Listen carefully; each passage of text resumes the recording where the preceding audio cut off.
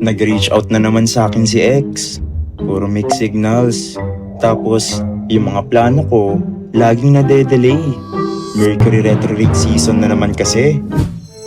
Pero teka, yan nga ba talaga ang dahilan o naghahanap lang tayo ng masisisi? Sa astronomy, ang Mercury retrograde ay isang optical illusion na kung saan tila paatras ang galaw ng Mercury kapag tinitignan mula sa Earth. Ngunit hindi lang Mercury ang nakararanas nito dahil lahat ng planeta sa solar system ay nagkakaroon din ng retrograde motion. Nangyayari ito dahil magkakaiba ang bilis ng revolusyon ng Earth at ng ibang planeta sa araw. Para itong nasa loob ka ng mabilis na sasakyan na umo-overtake sa mabagal na kotse.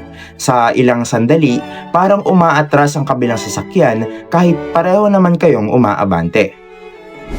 Sa social media, kadalasang sinisisi ng mga astrology account ang Mercury retrograde para sa mga aberya.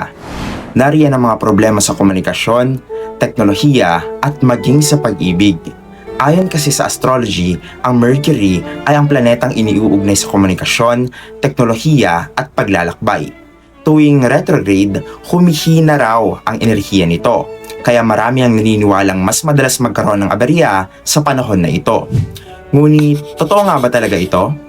Ayon sa mga astronomo, wala pang siyentipikong ebidensya na nagpapakita na ang Mercury retrograde ay may direktang epekto sa ating buhay o nagdulot sa ganitong pangyayari.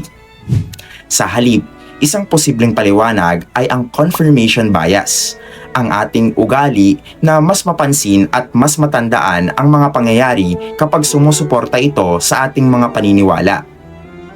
Kung inaasahan mong malas ang panahon at biglang nag-crash ang laptop mo, mas madali mo itong sisihin sa Mercury retrograde.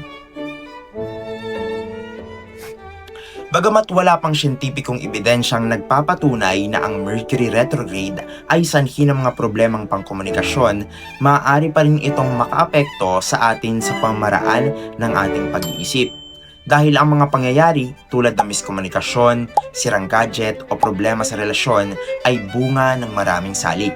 Hindi ito maipapaliwanag sa galaw ng mga planeta lamang. Kaya this retrograde season, lagi nating tatandaan na take what resonates but always check the facts first.